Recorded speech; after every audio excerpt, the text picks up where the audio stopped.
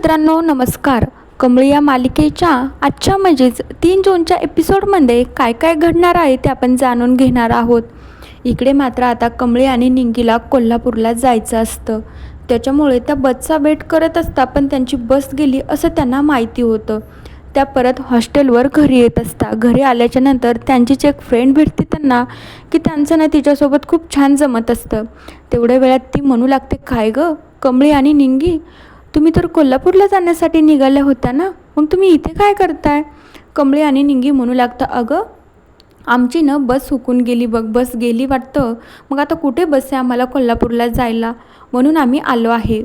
आता तेवढ्या वेळामध्ये ती म्हणू लागते, अगं कोल्हापूरची बस गेली नाही आहे, बस अजून पाठीमागेच आहे, बस आता जाणार आहे. कमळी आणि निंगीला वाटत असतं की नक्कीच कुणाचा तरी प्लॅन आहे आपल्याला न कोल्हापूरला जाऊ द्यायचं नाही म्हणून. आता दुसरीकडे आजोबांचा खूप मोठा अपघात झालेला असतो. त्या कामिनीने आजोबांना व्हीलचेअरवरून रोडवर सोडून दिलेलं असतं म्हणून त्यांना खूप त्रास झालेला असतो. त्यानंतर अगोदरच बाबांना पॅरालिसिस झालेला असतो. त्यानंतर बाबाला हॉस्पिटलमध्ये घेऊन येता अन्नपूर्णा आजी तर खूप खूप दुःखात असतात. त्यांना कळत नसतं, देवा इतकं सगळं मी अधिक मासाचं व्रत केलं, एक गोष्ट चांगली होऊ दिली तर दुसरी गोष्ट वाईट का केली रे, मला का कळत नाही, तू असं का करतोय म्हणून. आता अनिकाचा प्लॅन असतो की ह्या म्हाताऱ्याला आता जिवंत सोडायचंच नाही, हा म्हातारा आता गेलाच पाहिजे, हॉस्पिटलमधून याला घरी घेऊन जायचंच नाही आहे. रागिनी आणि अनिका हॉस्पिटलमध्ये येत असता तर बाबांच्या तोंडाला ते ऑक्सिजन मास्क लावलेलं असतं. तर अनिका बाबांच्या जवळ जाते आणि ते ऑक्सिजन मास्क काढते जेणेकरून बाबाला श्वास घ्यायला त्रास व्हायला पाहिजे आणि मग बाबाचा इथंच मृत्यू होईल, म्हणजे बाबाला घरी नेता नाही आलं पाहिजे. तर रागिनी इकडं तिकडे बघत असते कुणी येतं की काय. अनिका तर हे सगळं करत असते, पण आता रागिनीला भीती वाटत असते, कुणी जर बघितलं तर काय खरं नाही बाबा. तर आता अनिका बोलू लागते की हे बघ म्हाताऱ्या, आता मी तुला त्या घरात परत येऊच देणार नाही, तू इथूनच आता इकडेच गेला पाहिजे.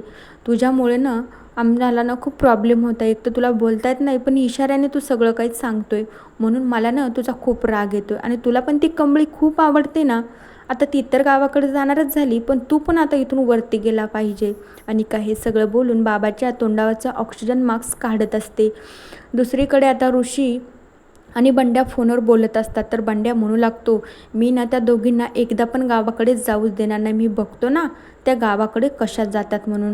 ऋषी म्हणू लागतो, अरे यार बंड्या काही पण कर, पण आता कमळी आणि निंगी गावाकडे नाही गेल्या पाहिजे. कमळीचं आयुष्य आहे, कमळीला इथंच शिक्षण पूर्ण करून तिला काहीतरी स्वतः बनून तिला गावाकडे पाठवायचं आहे, तसं तिला गावाकडे पाठवायचं नाही. आता ऋषी बंड्याला सांगणार कसं. ऋषीचं कमळीवर खूप प्रेम असतं, त्या प्रेमामुळेच ऋषीला कमळीला गावाकडे जाऊ द्यायचं नसतं. पण आता बहाणा लावतोय की तिचं शिक्षणामुळे मी तिला गावाकडे जाऊ देणार नाही, मी तिला तिच्या स्वतःच्या पायावर उभं करूनच गावाकडे पाठवणार आहे. आता बंड्याने सांगितलं असतं की ऋषी सर तुम्ही काळजीच करू नका, मी तिला गावाकडे जाऊच देत नाही. कमळी आणि निंगी रोडवर जातात तर बस तर गेलेली असती, पण एक खूप मोठा ट्रक असतं. त्या ट्रकवाल्याला विचारतात, काय काका आम्हाला कोल्हापूरला नेऊन सोडताय का, तुम्ही कोल्हापूरलाच जात आहात का.